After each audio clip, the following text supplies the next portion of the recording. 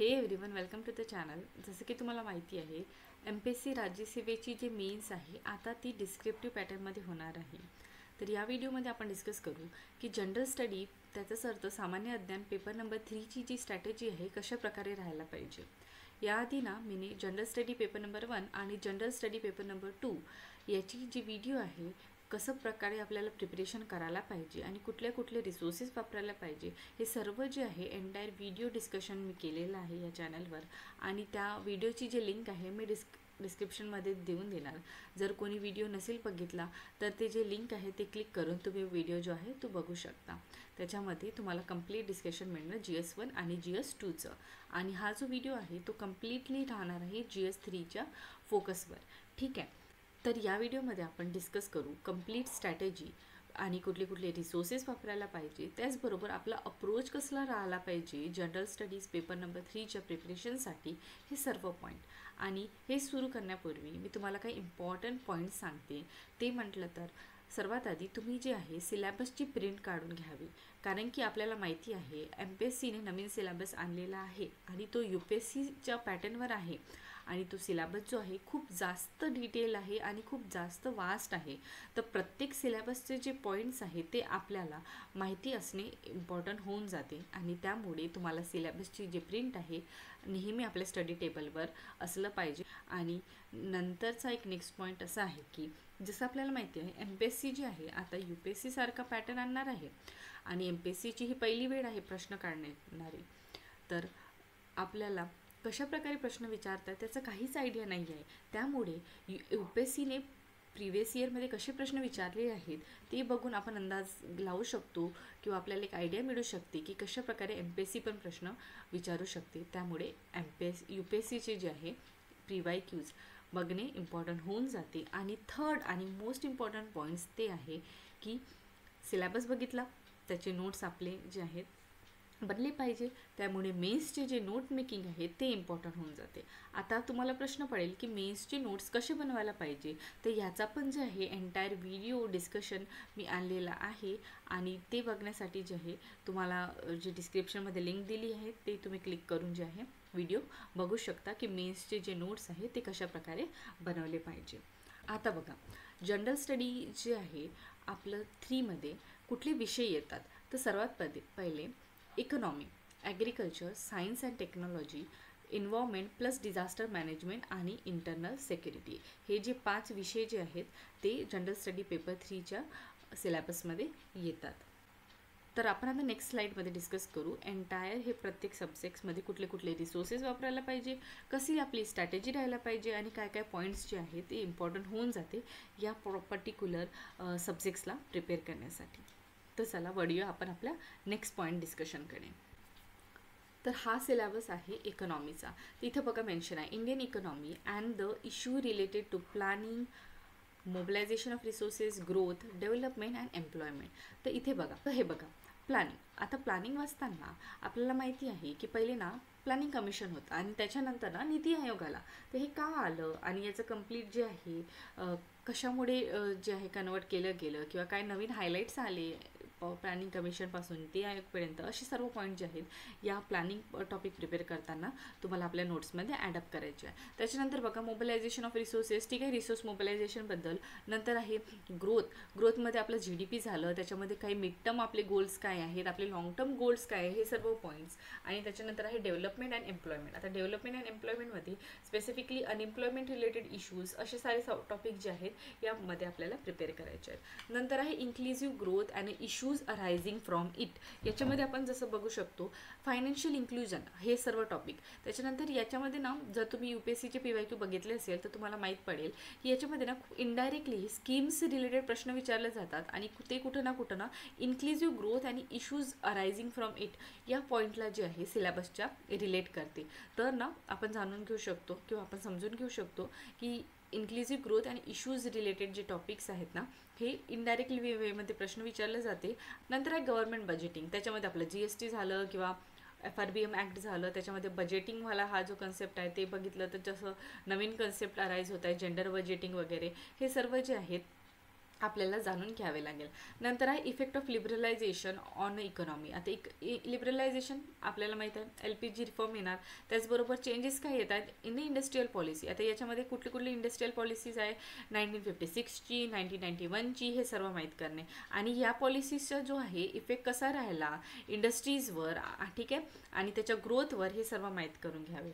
आणि नंतर आहे इन्फ्रास्ट्रक्चर. आता इन्फ्रास्ट्रक्चरमध्ये एनर्जी. आता एनर्जी कुठलं, रिन्युएबल एनर्जी आहे, त्याचबरोबर नवीन नवीन चेंजेस आणताय, नवीन नवीन टेक्नॉलॉजी जी आहे त्याच्यानुसार नवीन नवीन टेक्नॉलॉजिकल किंवा इन्फ्रास्ट्रक्चरल डेव्हलपमेंट येत आहे, हे सर्व माहिती करणे. त्याच्यानंतर पोर्ट्स झाले, रोड झालं, रेल्वे झालं, किंवा आपलं एअरपोर्ट झालं, हे सर्व माहीत करून घेणे. आणि त्यानंतर आहे इन्व्हेस्टमेंट मॉडेल. आता इन्व्हेस्टमेंट मॉडेलमध्ये जसं की PPP काय असते, पब्लिक प्रायव्हेट पार्टनरशिप, ह्याच्याबद्दल माहिती असणे. त्याच्यानंतर FDI, ठीक आहे, फॉरेन डायरेक्ट इन्व्हेस्टमेंट, FPI, ठीक आहे, हे सर्व पॉईंट हे येणार आपल्या इन्व्हेस्टमेंट मॉडेलमध्ये. आता हे सर्व मी तुम्हाला सांगितलं सिलेबसचं डिटेल एक्सप्लेनेशन. आता आपण बघूया हे कव्हर करण्यासाठी कुठले रिसोर्सेस वापरायला पाहिजे. तर इथे बघा, इंडियन इकॉनॉमी आणि issues related to planning, mobilisation of resources, growth, development and employment. आता याच्यामध्ये ना तुम्ही जेव्हा इकॉनॉमिक सर्वे जर वाचला ना, ठीक आहे, तर ते हे जे पॉईंट्स आहेत ना ते तुम्हाला प्रॉपरली जे आहे अपडेटेड फॉर्ममध्ये आपण करू शकतो. त्याच्यानंतर ना इन्क्लुझिव्ह ग्रोथ आणि इश्यूज अरायझिंग फ्रॉम इट. तर याच्यासाठी ना तुम्हाला सर्वात आधी ना UPSCचे PYQs एकदा बघून घ्या की कशा प्रकारे प्रश्न विचारलेला आहे, आणि त्यानंतर ना कुठलाही UPSCचं कंपायलेशन उचलून या टॉपिकला तुम्ही कव्हर करून घ्या. आणि नंतर आहे गव्हर्नमेंट बजेटिंग. आता बघा, बजेट वाचतो आपण, ठीक आहे, प्रिलिम्सची तयारी करताना ना बजेट हा टॉपिक आपला कव्हर होऊन जातो. त्यामुळे ना प्रिलिम्सचं नॉलेज ना या टॉपिक कव्हर करण्यासाठी युजफुल राहतो. आणि त्याच्यानंतर सेकंड इम्पॉर्टंट होऊन जाते मेन्स पर्स्पेक्टिव्हने बघितलं तर बजेटची स्पीच. त्याच्यामध्ये काही स्कीम्स वगैरे ना गव्हर्नमेंट नेहमी आणते, तर बजेटची स्पीचच्या मध्ये कुठले स्कीमा आले आहेत हे सर्व कव्हर जेव्हा तुम्ही करणार तर तुमचा हा जो टॉपिक आहे गव्हर्नमेंट बजेटिंग हा कव्हर होऊन जाईल. आता नंतर बघा, लिबरलायझेशन आपण प्रिलिम्सच्या वेळी हे प्रिपेअर करतो, त्यामुळे आपण म्हणू शकतो प्रिलिम्सचं नॉलेज जे आहे त्याच्या थ्रू हा जे आहे लिबरलायझेशन रिलेटेड पॉलिसीज किंवा इंडस्ट्रियल पॉलिसीज हे सर्व जे आहे आपल्या त्याच टाईमला कव्हर होऊन जाणार. त्याचबरोबर इकॉनॉमिक सर्वे. आता इकॉनॉमिक सर्वे वाचून घेणार आपण या टॉपिक कव्हर करताना, तर याच्यासाठी पण जे आहे इकॉनॉमिक सर्वे थ्रू तुम्ही जे आहे एकदा बघून घेतलं, ठीक आहे, त्याची जिस्ट पण जर बघितली तरी पण तुमचा जो आहे हा टॉपिक तिथून कव्हर होऊन जाणार.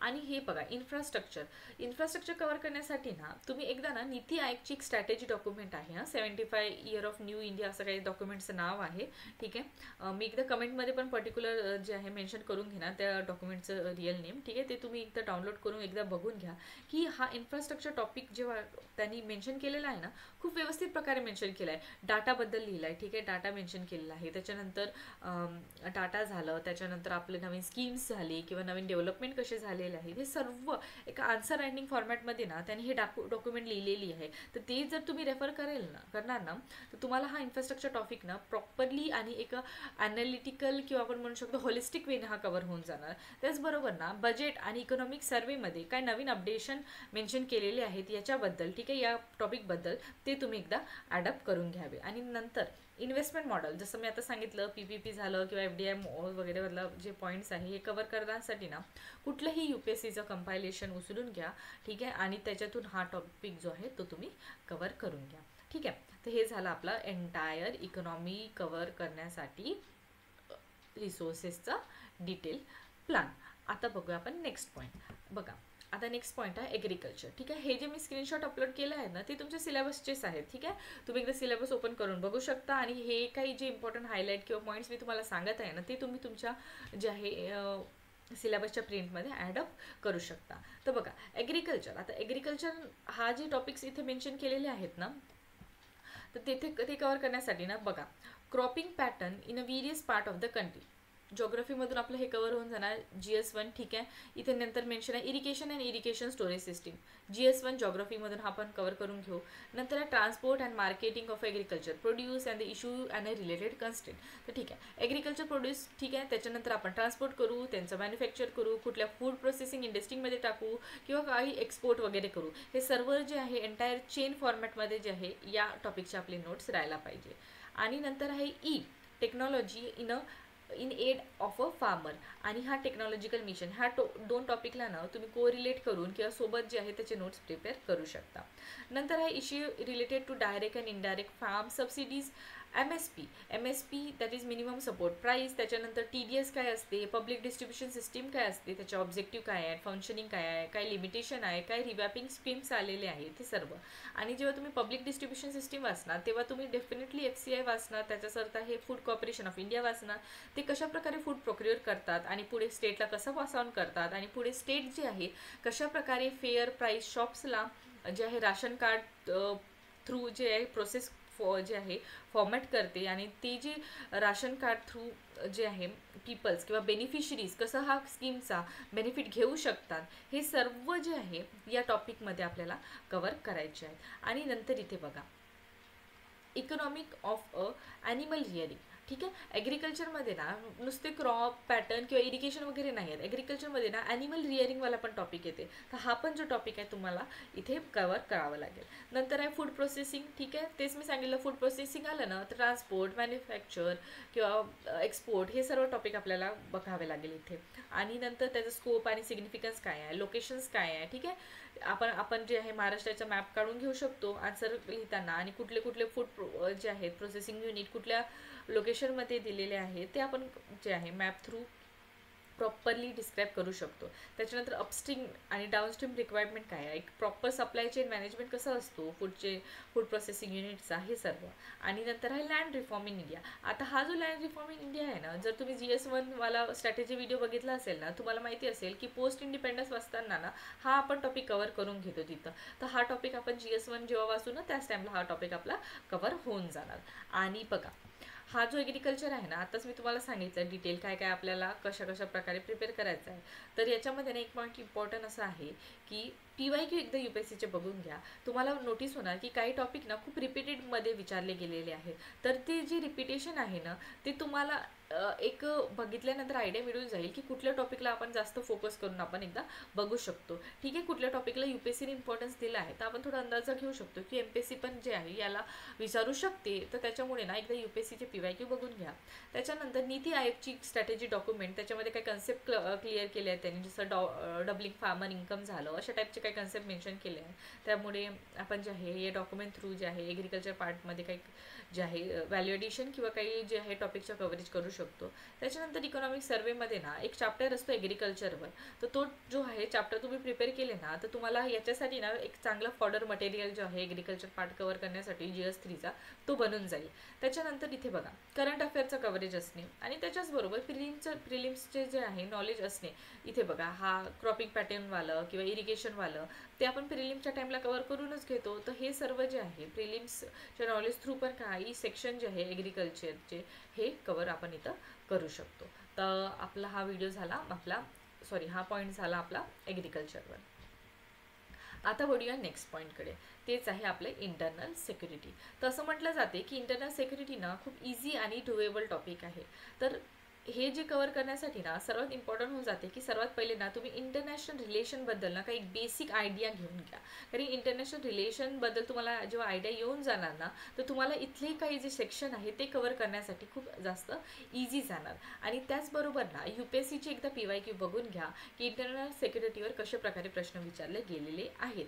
आणि जेव्हा तुम्ही हा टॉपिक प्रिपेअर करणार ना तर तुम्ही ऑनलाईन सर्च थ्रू जे आहे ना हा टॉपिक कम्प्लिटली कव्हर करू शकता. कारण की याच्यासाठी ना कुठले रेफरन्स बुक नाही वापरला ना तरी पण हे मोर दॅन इनफ आपण म्हणू शकतो. ठीक आहे, कुठला पण UPSCचा पण टॉपर तुम्ही बघितले ना तर इंटरनल सिक्युरिटीसाठी ना मोस्टली ते कुठले रेफरन्स बुक रेफर नाही करत आणि जे आहे आपलं कंपायलेशन असो कुठल्या कोचिंग मटेरियलचं किंवा करंट अफेअर जे आहे आणि किंवा मी तुम्हाला काही सांगते साईट्स त्याच्या थ्रून जे आहे तुम्ही इंटरनॅशनल सिक्युरिटी कव्हर करू शकता. तर MPSCसाठी पण ना सेम तुम्ही तोच फॉर्मॅट यूज करू शकता ऑनलाईन सर्चेस थ्रू किंवा काही एक्सटर्नल साईट्स जे असतात वेबसाईट थ्रू इंटरनल सिक्युरिटीचे जे इम्पॉर्टंट पॉईंट्स आहे किंवा इम्पॉर्टंट जे सिलेबसमध्ये हायलाईट्स आहे ते तुम्ही कव्हर करून घेऊ शकता.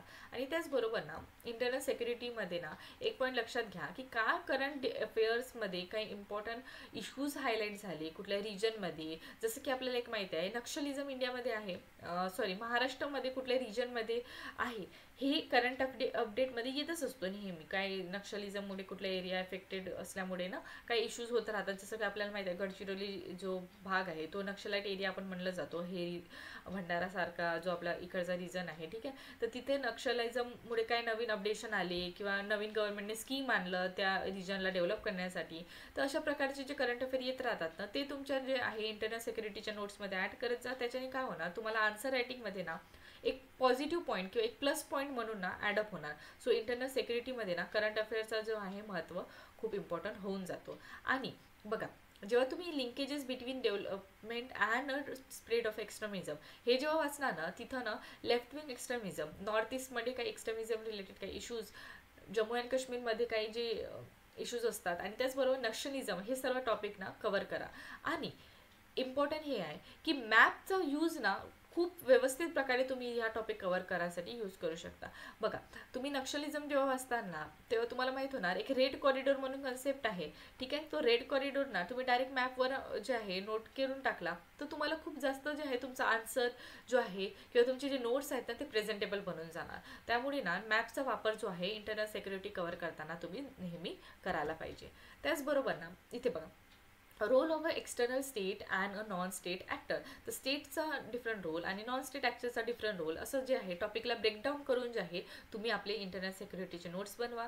त्याच्यानंतर इथे मेन्शन आहे की challenges to the internal security to the communication network, role of media, social networking site in the internal security challenges, basis of a cyber security. त्याचबरोबर money laundering and its prevention, हे सर्व तुम्हाला topic cover करायचे आहेत. आणि एक point लक्षात घ्या, सपोज तुम्ही एक टॉपिक कव्हर करता इंटरनल सिक्युरिटीचा आणि एक्झाम्पल तुम्ही मनी लॉन्ड्रिंग हा टॉपिक घेतला, तर ते मनी लॉन्ड्रिंगची प्रोसेस काय आहे, त्याचे कॉजेस काय आहे, त्याचा इम्पॅक्ट कसा होत आहे, गव्हर्नमेंटने काय मेजर्स घेतलेले आहेत, ग्लोबल लेवलवर असो, नॅशनल लेवलवर असो किंवा स्टेट लेवलवर असो, हे सर्व पॉईंट कव्हर करायचे. त्याच्याने काय होणार, तुमचं होलिस्टिक वेमध्ये जे आहे कंप्लीट होऊन जाणार हा टॉपिक. म्हणून जे आहे प्रत्येक टॉपिकचे जे नोट्स आहे होलिस्टिक वेने तुम्ही बनवा. आणि नंतर बघा, security challenges and their management. आता इन अ बॉर्डर एरिया, आता बॉर्डर एरिया माहीत राहायला पाहिजे आपल्याला. त्याच्यासाठी इंटरनॅशनल रिलेशन जे आहे ते टॉपिक कव्हर करावे लागेल तुम्हाला आधी, while before completing the international security. त्याच्यानंतर linkages of organize crime with terrorism, ठीक आहे. टेररिझमवर पण सेपरेट प्रश्न येऊ शकतो, ऑर्गनाइज क्राईमवर पण सेपरेट प्रश्न येऊ शकतो. त्याच्याच बरोबर यांच्या दोघांचा लिंकेज कसा आहे याच्यावर पण एक प्रश्न येऊ शकतो. म्हणून हे जे आहे सेपरेट जे आहे टॉपिकला ब्रेकडाऊन करून तुम्ही आपले नोट्स बनवा. आणि नोट्स कसे बनवायचे मी तुम्हाला या स्लाईडला एक्सप्लेन करतानाच तुम्हाला मी सांगितलेले आहेत. आणि नेक्स्ट आहे ते नेक्स्ट टॉपिक आहे इथे बघा, various security forces and agency and their mandate. हा पण टॉपिक जे आहे इंटरनल सिक्युरिटीमध्ये येतो, ठीक आहे. हे झालं आपलं complete discussion in the internal security domain. आता बघूया आपण नेक्स्ट पॉईंट, इन्व्हायरमेंट आणि डिझास्टर मॅनेजमेंट. तर इन्व्हायरमेंट आणि डिझास्टर मॅनेजमेंटमध्ये ना conservation in environmental pollution, degradation, environmental impact assessment. Environmental मध्ये जे आहे climate change, pollution act, conservation measure, हे सर्व जे आहे आपण प्रिलिम्समध्ये जे आहे प्रिपेअर करतानाच वाचून घेतो. तर प्रिलिम्सचा जो नॉलेज आहे ना हा टॉपिक कव्हर करण्यासाठी युजफुल होणार. फक्त एक एक्स्ट्रा टॉपिक जो आहे इन्व्हायरमेंट इम्पॅक्ट असेसमेंट, हा जो राहील तो फक्त एक एक्स्ट्रा टॉपिक जो आहे तुम्हाला जो आहे एक्स्ट्रा एफर्ट देऊन तुम्हाला जे आहे प्रिपेअर करावं लागेल. बाकी सर्व जे टॉपिक आहे इन्व्हायरमेंटचे तुम्ही प्रिलिम्सच्या नॉलेज थ्रू पण जे आहे डील करू शकता. आणि नेक्स्ट आहे डिझास्टर मॅनेजमेंट. आता डिझास्टर मॅनेजमेंट आणि डिझास्टर रिस्क रेझिलियन्स आणि रेझिलियंट सोसायटी, हे सर्व टॉपिक आहे ना डिझास्टर मॅनेजमेंट या टॉपिक म्हणजे मेन हेडिंगच्या अंदर. आता याला कसं कव्हर करायचं तर बघा, डिझास्टर मॅनेजमेंटची जर थेरी करायची असेल ना तर सेकंड ARCमध्ये ना डिझास्टर मॅनेजमेंट रिलेटेड तुम्ही जे आहे रेफर करू शकता, ठीक आहे. तर सेकंड ARCमधून ना हा टॉपिक तुम्ही कव्हर करू शकता. आणि ना जेव्हा तुम्ही ही ARCची बघा, ही डॉक्युमेंट ना खूप मोठी आहे, तर काय करू शकता, याचा जो असतो एक ठीक आहे समरी जी असते ना ते तुम्ही डायरेक्ट रेफर करून घ्या आणि हा टॉपिकचे जे आहे मेनली थेरी पोर्शन कव्हर करून घ्या. आणि त्यासोबत ना काही टर्म्स ना मोस्टली डिझास्टर मॅनेजमेंट वाचताना तुम्हाला येणार, वारंवार येणार, ज्याच्यामध्ये डिझास्टर झालं, रिस्क काय असते, हजार्ड काय असते, वनॅबिलिटी काय असते, हे सर्व टर्म्स जे आहे तुम्हाला कव्हर करावे लागेल. आणि याचं जे एक एक्सप्लेनेशन किंवा आपण म्हणू शकतो एक आयडिया जी आहे ती तुम्हाला घ्यावं लागेल हे डिझास्टर मॅनेजमेंटचं जे आहे अभ्यास करताना. त्याचबरोबर ना काही स्पेसिफिक डिझास्टर असतात, ठीक आहे, जसं की अर्थक्वेक झालं, लँडस्लाईड झालं, असे टाईपचे डिझास्टर. तर हे डिझास्टर कव्हर करण्यासाठी ना आपण जेव्हा जॉग्राफी वाचतो ना, त्याच्यासाठी आपण जेव्हा NCERT रेफर केली किंवा आपण स्टेट बोर्डची बुक्स रेफर केली ना, तिथूनच हे जे आहे तुमचं डिझास्टर मॅनेजमेंट हा पोर्शन जो आहे कव्हर होऊन जाणार. फक्त तुम्हाला ॲडिशनल काय राहणार, मॅनेजमेंट कसं करायचं. डिझास्टरचं तुम्ही जॉग्राफीमधून कव्हर करून घेणार, पण जो मॅनेजमेंट पॉईंट आहे तो सेकंड ERC थ्रू जे आहे ते तुम्ही कव्हर करू शकता.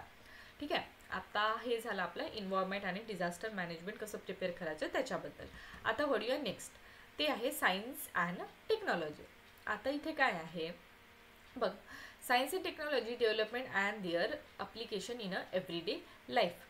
आणि नंतर आहे achievement in Indian in science and technology, indigenization of a technology and developing a new technology. नंतर आहे अवेअरनेस इन फील्ड दिलेले आहे तिथं काही रोबोटिक झाली, स्पेस झाली, नॅनो टेक्नॉलॉजी, बायोटेक्नॉलॉजी आणि issues related to the intellectual property right. हे सर्व झालं सायन्स अँड टेक्नॉलॉजीचं सिलेबस. तर हे कव्हर करण्यासाठी ना सर्वात आधी तुम्हाला स्टॅटिकची जे बॅकिंग आहे ना, जे प्रिलिमसाठी तुम्ही प्रिपेअर करताना ते इम्पॉर्टंट असणे किंवा ते सॉलिड असणे हे गरजेचे आहे. ठीक आहे. त्याचबरोबर ना जसं आपल्याला माहीत आहे टेक्नॉलॉजिकल डेव्हलपमेंट येतच असतात, तर त्याच्यामुळे ना करंट अफेअरमध्ये जे आहे होल्ड असणे या टॉपिकच्या प्रिपरेशनसाठी, ठीक आहे, ते इम्पॉर्टंट होऊन जाते. आणि जसं तुम्ही नोट्स बनवता ना याचे, ठीक आहे, स्टॅटिक नोट बनवणार ना, त्या टाईमला एक लक्षात घ्या, जसं जसं तुम्ही न्यूजपेपर रोज वाचत राहणार तसं तसं नवीन काही अपडेशन आलं आणि जे तुम्हाला वाटते की हे ना तुम्हाला प्लस पॉईंट ॲड करू शकते तुमच्या आन्सर रायटिंगमध्ये किंवा तुमच्या जे आहे नोट्समध्ये, ठीक आहे, ते तुम्ही ना करंट अफेअर वाचतानाच ॲडअप करून घ्या तुमच्या हे आपल्या स्टॅटिक नोट्समध्ये. ठीक आहे. स्टिकी नोट्स वगैरे लावून किंवा तुम्ही एक्स्ट्रा पेजेस जे आहे अटॅच करून जे आहे तुमचे हे जे नोट्स आहेत ते अपडेट वारंवार करत राहा.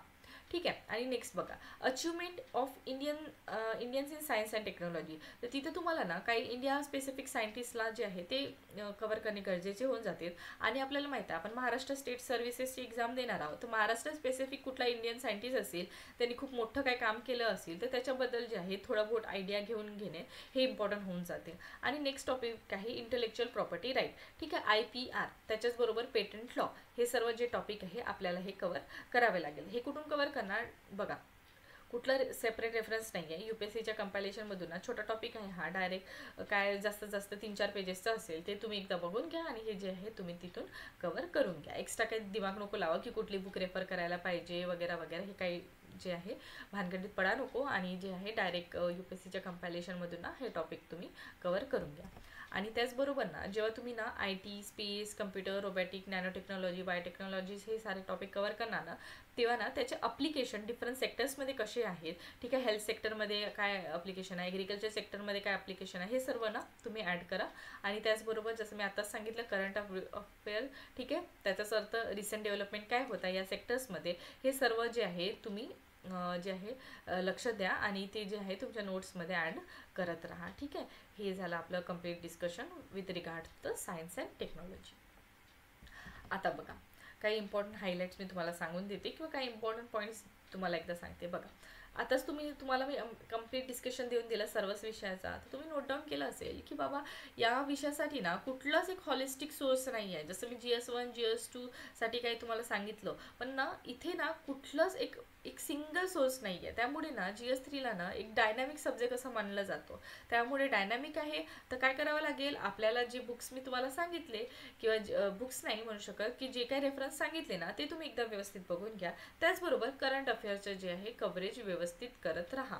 आणि UPSCचे पुराणे जे पेपर्स आहेत, जे PYQs आहेत ते एकदा बघून घ्या आणि अंदाज घेऊन घ्या की कशाप्रकारे प्रश्न विचारला जातो. त्याचबरोबर काय एक्स्ट्रा रेफरन्स जे मी तुम्हाला सांगितलं, जसं की सेकंड ARCची रिपोर्ट डिझास्टर मॅनेजमेंट असण्यासाठी, त्याचबरोबर आपलं नीती आयोगची जे डॉक्युमेंट आहे, ठीक आहे, इन्फ्रास्ट्रक्चर वाचण्यासाठी, हे सर्व जे एक्स्ट्रा रेफरन्स आहे ना ते एकदा तुम्ही जे आहे प्रॉपरली बघून वाचून घ्यावे.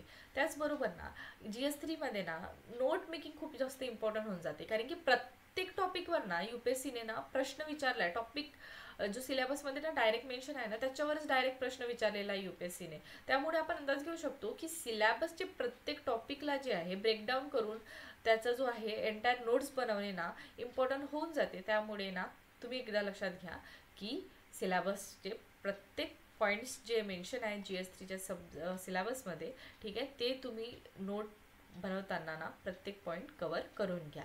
ठीक आहे. तर हे झालं आपलं एंटायर डिस्कशन रिगार्डिंग GS3चं प्रॉपर प्रिपरेशन. तर जर तुम्हाला व्हिडिओ आवडला असेल तर please do like share and subscribe the channel. कारण की काय होते खूपदा मला पण मोटिवेशन येणार तुमच्या लाईक्स शेअर आणि सबस्क्राईबमुळे. सो प्लीज जर तुम्हाला व्हिडिओ आवडला असेल तर प्लीज तुम्ही जे आहे मला सपोर्ट करा. आणि थँक्यू. तुम्हाला नेक्स्ट व्हिडिओमध्ये भेटते. Till then all the best and see you soon in the next video. Till then thank you once again.